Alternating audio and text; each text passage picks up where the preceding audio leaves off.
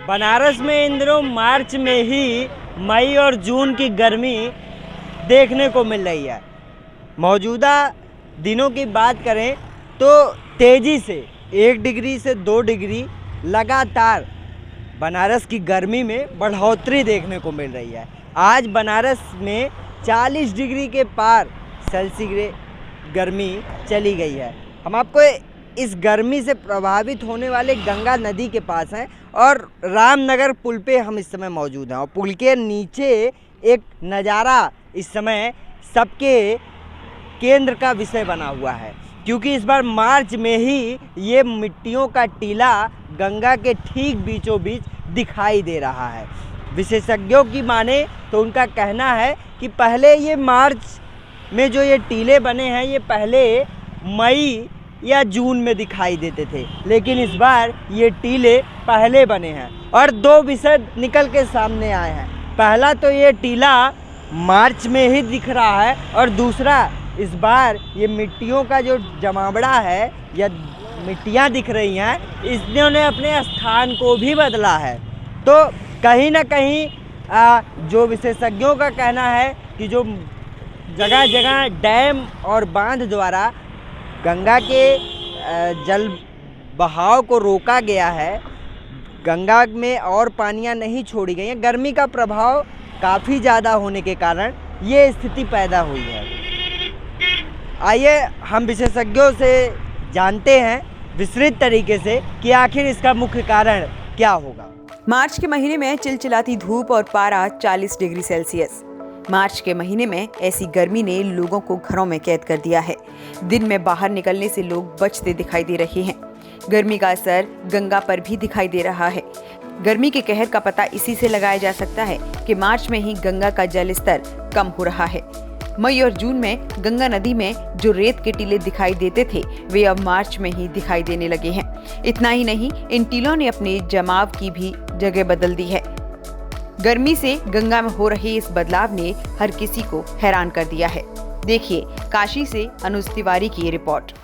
तो पिछले दशकों से हम लोग महसूस कर रहे हैं कि गंगा में लगातार पानी कम होता चला जा रहा है और जब गंगा के पानी का प्रवाह कम होता है तो सिल्टेशन रेट बढ़ जाता है और सिल्टेशन रेट बढ़ने की वजह से जो रेत पहले कभी मई और जून में दिखा करते थे, फिर पिछले वर्षों में अप्रैल वगैरह में था, आज कंडीशन ये है कि मार्च के महीने में ही उसका गंगा में रेती बीच बीच में दिखने लगा है। तो प्रवाह कम होने से ऐसा हो रहा है। अब प्रश्न ये उठता है कि गंगा में पानी का प्रवाह कम हो क्यों रहा है। तो इसके लिए एज ए साइंटिस्ट हमारा मानना है 4 कारण हैं। पहला कारण तो ये है कि उत्तराखंड में हाइड्रो पावर जनरेशन के लिए ढेर सारे बांध बनाए गए हैं और बांधों के बनने से पानी रोका जा रहा है और सिर्फ टरबाइन चलाने के लिए खोला जाता है तो उसकी मात्रा बहुत कम होती है। एक तो ये कारण है जिससे गंगा के मेन स्ट्रीम में पानी कम आ रहा है। दूसरा ये है कि हरिद्वार के पास से ही भीमगौड़ा केनाल नहर बना करके पानी को डाइवर्ट कर दिया जाता है दूसरे प्रदेशों में, तो उससे पानी कम हो रहा है। तीसरा आप देख रहे होंगे कि all along the length of Ganga दोनों तरफ इसके लिफ्ट कैनाल्स बने हुए हैं और ये लिफ्ट कैनाल पानी को सक करके और खेतों में सिंचाई के लिए दे दे रहे हैं। तो जब सिंचाई के लिए दे रहे हैं तो गंगा के मेन स्ट्रीम में पानी कम हो जा रहा है। और चौथा कारण है कि चूंकि गंगा बेसिन में गवर्नमेंट ऑफ इंडिया की कोई पॉलिसी नहीं है वाटर पॉलिसी की कितना पानी कोई निकाले और या कितना न निकाले, तो इसलिए आप देख रहे होंगे कि कंट्रोल न होने से गंगा के पानी का ग्राउंड वाटर का अति दोहन हो रहा है। तो ओवर एक्सप्लॉयटेशन से ग्राउंड वाटर लगातार नीचे जा रहा है। तो जब ग्राउंड वाटर नीचे जा रहा है उससे क्या हो रहा है कि गंगा का पानी रिचार्जिंग के लिए नीचे जा रहा है। अब प्रश्न उठता है कि यदि गंगा में फ्लो कम हो रहा है तो इससे नुकसान क्या होगा। तो इससे पहला नुकसान तो ये होने वाला है कि जो फ्लो कम हो जाता है, पानी कम होता है तो डाइल्यूशन फैक्टर एडवर्सली इफेक्ट होता है। तो गंगा में कम प्रदूषण भी ज़्यादा प्रदूषण की मात्रा को दिखाएगा।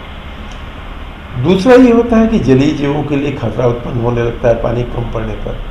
जैसे देखिए, मैं national Ganga river basin authority में जब मैं मेंबर था, उसी समय ये तय हुआ था कि गंगा डॉल्फिन को हम नेशनल एक्वेटिक एनिमल घोषित कर दे। उसके लिए 12 से 18 फीट तक का पानी चाहिए।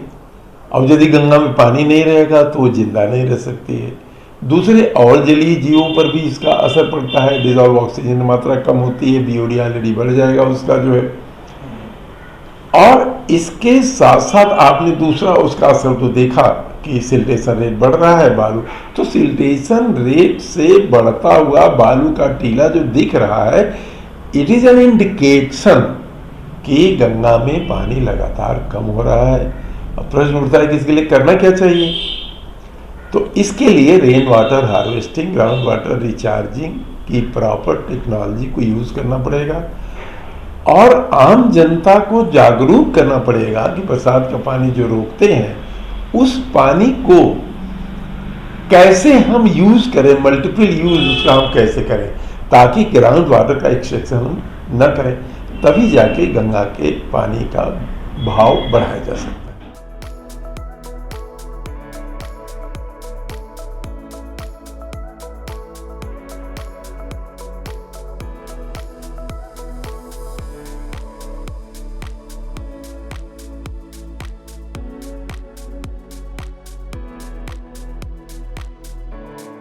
हमने विशेषज्ञों से जाना कि किस तरह से ये कारण है जो गर्मी इतनी तेज़ी से बढ़ रही है, और दूसरा विशेषज्ञों से हमने ये भी जाना कि आखिर गंगा के नदी में ये जो बदलाव देखने को मिल रहा है ये क्यों दिखाई दे रहा है। एशियानेट न्यूज़ से अनुज तिवारी, बनारस।